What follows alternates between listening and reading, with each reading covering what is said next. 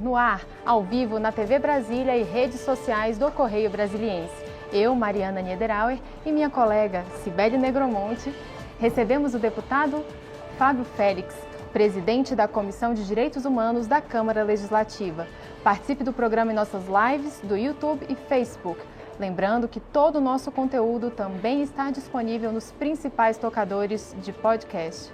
Seja muito bem-vindo, deputado. Muito obrigado e boa tarde a quem nos acompanha agora, né?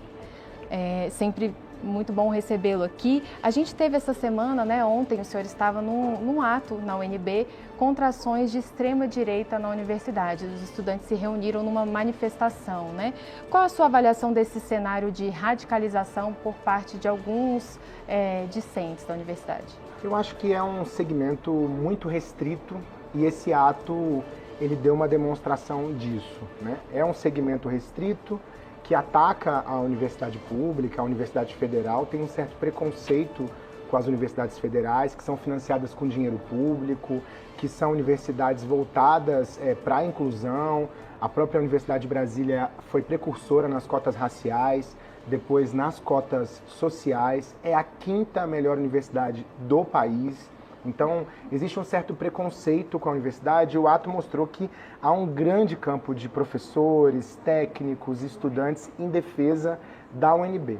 E eles tentam trazer uma discussão voltada para a pluralidade e para a diversidade, mas não é o caso, porque o que eles fazem muitas vezes é desqualificar a universidade, é atacar professores, é assediar, utilizam o aparelho celular para filmar de forma assediosa, violenta, sem autorização às aulas, depois disso repercutem, monetizam, ganham dinheiro nas redes sociais, desqualificando a pesquisa de docentes, o material pedagógico desses docentes em sala de aula e também desqualificam outros estudantes, atacando a identidade de gênero, a orientação sexual e a forma como a universidade aborda esses temas, de fato aí, da pluralidade, do respeito a todas as pessoas.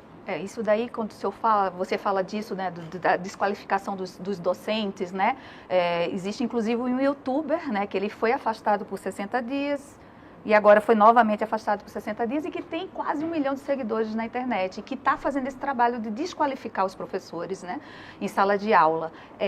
Como vocês, como parlamentares, podem trabalhar nesse assunto, ajudar a proibir esse tipo de coisa, Primeiro é importante defender a universidade, Existem um grupo, alguns segmentos que viram aí uma oportunidade econômica, porque eles acabam faturando, monetizando na internet, expondo as pessoas e expondo de forma descontextualizada, recortada, os conteúdos, e também eu acho que é um oportunismo político, porque muitos desses têm projetos eleitorais e querem construir a sua base eleitoral a partir do ataque à universidade pública.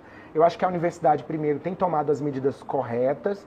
Depois do devido procedimento administrativo, a reitora da universidade prorrogou o afastamento por mais 60 dias de todas as disciplinas. A universidade precisa ser muito firme, porque isso tem a ver com a autonomia pedagógica dos professores, isso tem a ver com a defesa da ciência, com a defesa aí de uma universidade que seja plural, mas que não tolera o assédio e o desrespeito aos professores. E nós temos um projeto de lei na Câmara Legislativa do DF que quer justamente impedir o assédio aos professores, algo que tem sido, às vezes, não só naturalizado, mas estimulado, especialmente pela extrema-direita brasileira, que quer impedir que um professor fale da história do Brasil. Não se pode falar em ditadura, essa é a história brasileira, é um golpe de 64. Eles não querem que o professor fale a história brasileira consolidada do ponto de vista do material científico. Então, a gente organizou um projeto de lei que vai ser protocolado agora, tratando desse tema, e a nossa ideia é proteger os docentes, proteger os estudantes, porque, vejam bem, no caso da UNB, é um estudante que vai para dentro da universidade atrapalhar a aula. Ele atrapalha a aula de todos. Não importa se a pessoa que está assistindo a aula é de direita, se ela é de esquerda, qual é a posição ideológica, ele atrapalha e tumultua a aula de todas as pessoas e depois expõe a aula de forma vexatória, de forma a desqualificar o conteúdo produzido ali e a discussão feita pelos professores e também pelos colegas. É importante pontuar que o processo de afastamento da UNB deixou muito claro, né, que é usada uma estratégia ali nos vídeos para que não seja considerado uma quebra de regras da universidade, mas a universidade achou muito claro que né, que qualquer divulgação de conteúdo de sala de aula sem autorização do professor não é tolerada, não é correta, né? Como o senhor falou, é uma exposição vexatória, tem uma manipulação do conteúdo por trás. Exatamente, e você tem consequências, né? Você tem consequências para a vida daquelas pessoas. Eu já vi ali alguns relatos de que pessoas LGBTs sofreram depois com os vídeos porque foram desqualificadas durante o processo dos vídeos, professores que também sofreram com esse processo, que obviamente que eles são identificados. A partir do momento que você identifica a disciplina, você identifica o conteúdo dos debates, você também identifica os docentes, você identifica os professores ali que estão sendo vinculados àquela imagem. E quais são os objetivos reais desse processo? Então, eu não acredito que seja ânimos acirrados de forma geral. Eu acho que é um grupo estreito, extremista, um grupo que tem preconceito com a universidade pública e com o potencial que a universidade pública brasileira tem e que a nossa universidade brasileira tem. Então é um momento de toda a sociedade do Distrito Federal, uma sociedade que aí sim defende valores de pluralidade, que a gente defenda a nossa Universidade Brasileira. Não importa qual é o curso, não importa qual é o grau, se é graduação, especialização, mestrado, doutorado, não importa se você é estudante, docente, técnico, esse é o momento de nós defendermos a Universidade de Brasília de ataques. Ataques desqualificadores, ataques para esvaziar a autonomia pedagógica, ataques para impedir a sala de aula de acontecer e se realizar da melhor forma possível. Você falou, a gente viu, né, falou muito sobre essa questão do youtuber que foi afastado, né, e hoje as redes sociais é um caminho sem volta e que é muito usada por todos, né, inclusive pelos jovens, sobretudo. Você mesmo usa muito as redes sociais para divulgar o seu trabalho, né, e até fez um vídeo em defesa da UNB recentemente e tal. Como você vê essa questão das redes sociais nesse processo de polarização? Eu tenho uma experiência muito interessante sobre isso das redes sociais, que é o seguinte: eu recebi uma série de xingamentos nas minhas redes fazendo vídeo defendendo as pautas que eu defendo. E aí eram xingamentos, às vezes, muito duros contra mim, né, contra a minha vida, a minha personalidade.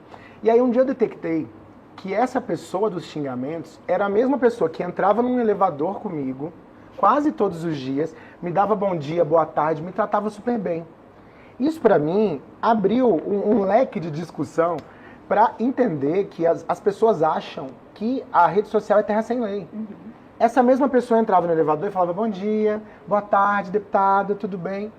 E ela estava me xingando das ofensas mais horrorosas e inaceitáveis dentro da rede social.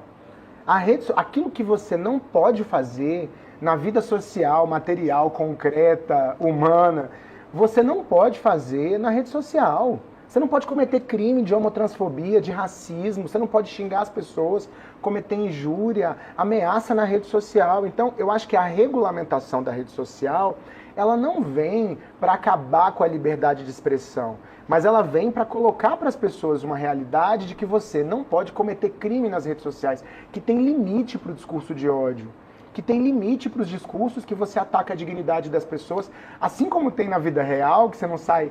Essa pessoa nunca entrou no elevador e deu um tapa na minha cara. Uhum. Essa pessoa entra no elevador e me cumprimenta, mas ali nas redes sociais ela tem coragem de falar os maiores absurdos. É como se valesse do anonimato, né? Exatamente. E às vezes nem é anonimato, né? Pois é, exatamente. Eu acho que falta, inclusive, uma educação digital. Uhum. Para a nossa juventude mesmo, para a gente saber como lidar com as pessoas. Eu acho que todos os princípios de respeito que a gente aprende para o cotidiano da vida humana, eles têm que ser reproduzidos também nas redes sociais. Isso não quer dizer que a gente não pode combater o que a gente não gosta, isso não quer dizer que a gente não pode enfrentar problemas, que a gente não pode denunciar políticos, que a gente não pode, enfim, que a gente não pode se posicionar nas redes. Mas eu acho que nós temos que trazer para ali valores que são os valores básicos da dignidade da pessoa humana na realidade, né? Eu acho que isso é importante. Agora, enquanto a gente gente trabalha nesse letramento, é importante correr com a regulamentação, né, deputado, para que esse tipo de crime não seja cometido no ambiente digital. Eu acho que o problema que nós temos hoje é que esses crimes nas redes sociais, no ambiente digital, eles são massificados. Como eles são amplamente massificados, é muito mais difícil você combatê-los, identificar. Às vezes você recebe um ataque, por exemplo, de 200, 300 perfis. Até a Polícia Civil identificar os IPs, fazer uma investigação, que é uma investigação muito mais difícil, você tem dificuldade de combater esse tipo de crime. Então é preciso regulamentar e jogar também a responsabilidade para as empresas, que são as Big Techs, que são as plataformas que hoje estão também responsáveis pelo conteúdo que gira ali dentro. Então, regulamentar as redes sociais não é silenciar a liberdade de expressão, mas é pôr o limite da lei também para que as pessoas saibam respeitar as outras pessoas e a responsabilidade dessas empresas que faturam com ódio, porque elas faturam com ódio e muito dinheiro. Exatamente isso que você falou, a liberdade de expressão, né? O pessoal da extrema-direita fala que está sendo cerceado da liberdade de expressão dentro da UNB. Qual é esse limite? Onde é que acaba a minha liberdade de expressão e onde é que começa a ser um crime? Um limite, uma fronteira que nós podemos designar facilmente é o cometimento de crime. A legislação brasileira fala da injúria, ela fala do racismo, ela fala da homotransfobia, por exemplo, e outros tantos crimes que você não pode cometer no ambiente digital. Porque você naturalizando esses crimes, você naturaliza outros também, como já é também um problema, a questão das violações sexuais, né, do ponto de vista da criança e do adolescente, das mulheres dentro das redes sociais. Isso também são crimes que nós precisamos combater e também acontecem no ambiente digital. Então a gente não pode naturalizar nenhum crime. A ameaça, porque se você é ameaçado, eu sou ameaçado, isso coloca em risco o seu direito de ir e vir, de alguma forma, né, cria um ambiente de medo.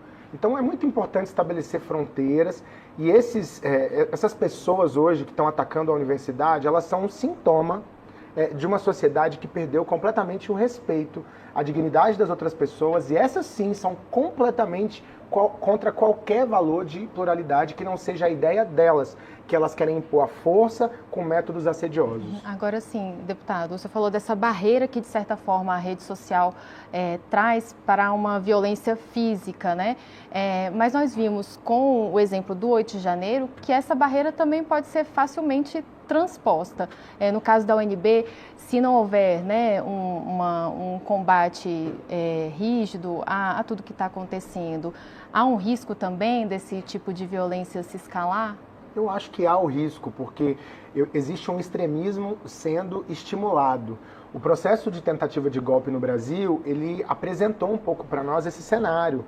Foi um processo que começava lá atrás, desqualificando as urnas eletrônicas, desqualificando a Justiça Eleitoral brasileira e a Suprema Corte brasileira, dizendo que o processo eleitoral não era justo, que ele não tinha sido vencido de fato, né? O candidato que derrotou o ex-presidente da República não tinha vencido de fato, criando uma animosidade em uma série de instituições, acirrando os ânimos, e o 8 de janeiro foi a culminância de um processo, 12 de dezembro, que nós lembramos que aconteceu muita violência no DF, e depois o 8 de janeiro foram culminâncias de um sentimento que foi sendo plantado, que é esse sentimento do golpismo que foi sendo plantado. A gente fala hoje, vai ficando um pouco mais distante, as pessoas parecem que esquecem a gravidade que o atentado ao Estado Democrático de Direito. Né? Nós estamos comemorando agora os 40 anos de redemocratização, né, do Sim. Estado brasileiro, ou seja, para alguns jovens, na maioria dos jovens que não viveram isso, talvez eles nem saibam o que é uma ditadura, né? O que é viver em cerceamento do Estado Democrático de Direito, como você mesmo falou. De que forma a gente pode chegar a esse jovem e mostrar a importância de uma democracia? Eu acho que nós temos que falar da história. A memória, ela é fundamental, tanto para que seja feita justiça, mas uma sociedade que tem memória, ela tem mais condição de não repetir os seus erros. Os erros do passado, a tolerância com uma ditadura, obviamente que uma ditadura que foi sendo violenta, cada vez mais acirrada, né, muito dura contra a democracia brasileira, mas que após essa ditadura nós não tivemos uma transição adequada. Né? A anistia geral e restrita que foi feita não nos ajudou a julgar os crimes dos ditadores sanguinários que comandaram esse país durante a ditadura, que não foi só militar, porque teve apoio civil, teve apoio empresarial, foi uma ditadura ampla. Né? Então eu acho que construir um ambiente de memória, eu acho que pode nos ajudar também a educar a juventude juventude, para que a gente não cometa mais esses erros graves. E a gente vai voltar a esse tema no próximo bloco, 1 minuto, e a gente volta já já com mais CB Poder, que hoje recebe o deputado Fábio Félix, presidente da Comissão de Direitos Humanos e membro da CCJ e da Comissão de Transporte e Mobilidade da Câmara Legislativa aqui do DF. Até já! A gente volta com o segundo bloco do CB Poder, que hoje recebe o deputado Fábio Félix, presidente da Comissão de Direitos Humanos e membro da CCJ e da Comissão de Transporte e Mobilidade da Câmara Legislativa. Deputado, a gente falava de redemocratização, da importância da memória, e a gente tem hoje, né, sendo julgado as pessoas indiciadas, né, denunciadas pela PGR por participarem do 8 de janeiro, inclusive o ex-presidente Jair Bolsonaro. Qual a sua avaliação sobre como tem sido analisada essa denúncia, desde a PGR até agora o STF? Eu penso que o Supremo Tribunal Federal tem tido uma postura de muita coragem em relação a essa denúncia, e o ministro Alexandre tem sido, de fato, um porta-voz dessa coragem, digamos, de manter a investigação de pé, sendo que ele tem enfrentado muitos interesses políticos. A tentativa de golpe, ela não se resume ao dia 8 de janeiro. O dia 8 de janeiro foi uma culminância que reuniu um grupo de militantes dessa causa e de bolsonaristas mais extremistas, mas a tentativa de golpe foi feita num processo de conspiração anterior, conspiração dentro das instituições. A conspiração que reuniu lideranças de alta patente das Forças Armadas brasileiras, como é o caso agora da denúncia contra o próprio chefe da Marinha, né, e o candidato a vice-presidente da República, que era ministro, que foi ministro do governo Bolsonaro, do ministro da Defesa. Então, você tinha o ministro da Justiça, que foi secretário de Segurança Pública do DF, Anderson Torres. Então, você tem toda uma cúpula de pessoas que ocupavam os mais altos cargos da República Brasileira. Então, não era uma investigação e um processo qualquer. Então, precisou que o Supremo Tribunal Federal tomasse medidas muito duras e que o Supremo Tribunal Federal tivesse coragem para enfrentar esse julgamento. Então, é um julgamento sem precedentes, é um julgamento inédito, porque nós não tivemos, desde a redemocratização, um presidente que tentasse de forma tão descarada. A pessoa não assumiu nem o resultado da eleição, no dia da eleição.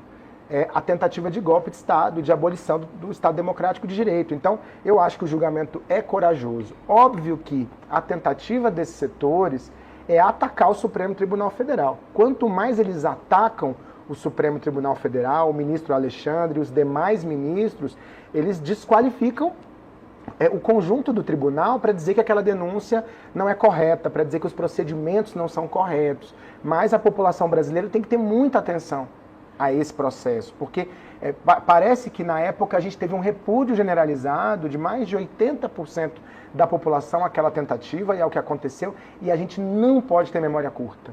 A gente não pode esquecer a violência que esse povo cometeu contra a democracia brasileira. Aí a gente volta para um ponto aí, a questão da anistia, né, que está sendo difundida e está ganhando até força dentro do Congresso Nacional, né, de passar o projeto que anistia as pessoas que participaram daquele ato de vandalismo do 8 de janeiro. Como é que vocês estão fazendo algum tipo de mobilização para tentar barrar esse PL? Eu sei que é na Câmara dos Deputados, mas assim, você como um líder, né, parlamentar, como é que vocês estão vendo isso? Você participou da comissão, né, na CPI que tratou dos atos do 8 de janeiro aqui na Câmara Legislativa. Como é que você vê essa questão desse processo de anistia? Primeiro que nós não podemos falar de anistia se não há processos de trânsito em julgado. Tem muita gente que está na fase de recurso, na fase de embargos. Se você fala de anistia agora, como o presidente Lula falou, é confessar o crime que cometeram, que era o crime de golpe de Estado. Então não tem como se falar de anistia agora, e do meu ponto de vista, qualquer projeto desses que avança no Congresso Nacional são projetos que são inconstitucionais. Não é papel do Legislativo anistiar pessoas por crimes cometidos, especialmente contra o Estado Democrático de Direito. É muito oportunismo, eu falo isso para meus colegas na Câmara Legislativa. Aqueles mesmos deputados que tomam assento da sua cadeira de deputado federal ou deputado distrital, reconhecem a bancada do PL como uma bancada gigantesca, questionam a urna eletrônica para presidente, mas não questionam a bancada do PL.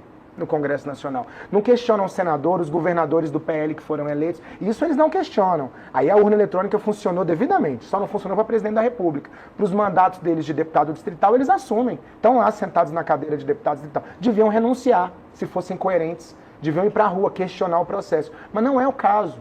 Por isso que existia uma teia muito clara de tentativa de golpe de Estado. Então não há o que se falar de anistia, a gente tem que ter uma mobilização nacional, porque a anistia ela atrapalha naquilo que a gente falava antes, que é o sentimento de justiça, que é a memória. Quer dizer para a sociedade brasileira que não é normal, que não pode vir amanhã alguém para a política brasileira, assumir um cargo importante na política brasileira e tentar acabar com a democracia, que esse país não pode tolerar ditadores. Então eu acho que esse é um recado muito forte que a gente precisa passar fazendo justiça e por isso temos que nos mobilizar contra a anistia. A anistia, ela significa para mim um ataque direto à própria democracia. Sim, falar em sentimento de justiça, deputado, nesses momentos de radicalização, geralmente quem sofre mais são as minorias, né? E o senhor tem recebido na Câmara, na CLDF, muitas denúncias de homofobia e de crimes desse tipo, de crimes de ódio. Como que tem sido tratado para justamente a gente retomar esse sentimento de justiça? Sim, a Comissão de Direitos Humanos ela é um espaço aberto, né, para a população.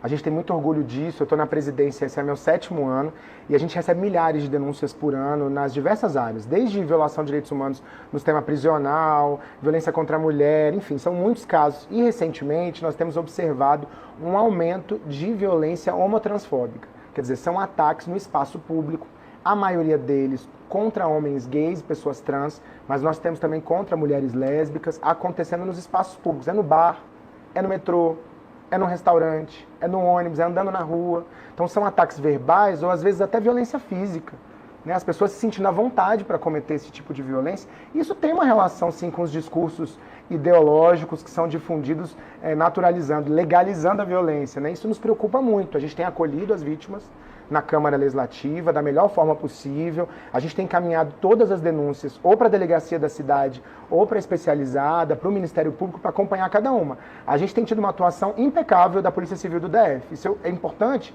que seja registrado, tanto no indiciamento, na investigação, na prisão em flagrante, porque a homotransfobia, depois da decisão de 2019 do Supremo, é crime inafiançável. Então, a Polícia Civil tem tido uma atuação que eu acho que é importante que seja reconhecida no enfrentamento a esse tema, mas são as diversas violações de direitos humanos. Isso também é pedagógico, né? Fazer justiça no cotidiano, fazer justiça aqui no andar de baixo da sociedade, né? Para que as pessoas não achem que é natural agredir uma pessoa pela sua orientação sexual. Eu estou ali como um homem gay dentro do legislativo, que tem um certo ineditismo ainda na nossa sociedade. Até pouco tempo a gente estava no armário, a gente não tinha coragem de falar da nossa sexualidade, a gente não tinha direitos, né? Nosso casamento foi autorizado em 2011. Eu tenho orgulho de ser casado hoje, de ocupar um espaço legislativo e poder falar da minha orientação sexual, mas eu quero falar sem medo. Eu quero poder ter coragem de falar sem medo sobre esse tema, de apanhar na rua. Então eu estou no legislativo também para defender a comunidade LGBT com muito orgulho. Não falo só disso, não defendo só essa pauta. Muitas vezes as pessoas tentam me colocar só nesse lugar, mas eu tenho muito orgulho também de defender a comunidade LGBT e ter a Comissão de Direitos Humanos como esse espaço, né, de acolhimento à comunidade. A gente está bem no finalzinho e você mesmo falou que não só defende essa pauta, você também é da Comissão de Mobilidade, então eu queria só finalizar, né, mudando completamente de assunto, sobre essa gratuidade, né, aos domingos do transporte público aqui no DF, que foi uma pauta muito do PSOL, né, lá dentro Não, nós lutamos muito por tarifa zero. Tarifa zero, ela é fundamental, ela é uma mudança de paradigma na lógica do transporte público. A gente hoje o imposto da população subsidia 80% do transporte público. É possível tarifa zero. Hoje, aos domingos e feriados, mas a gente quer ampliar a tarifa zero no Distrito Federal. E essa luta é uma luta histórica, desde o movimento estudantil, e nós estamos nessa batalha também na Câmara Legislativa do DF. Tá certo. É isso, deputado Fábio Félix, muito obrigada pela presença. O CB Poder fica por aqui. Obrigada pela companhia. Até a próxima. Tchau.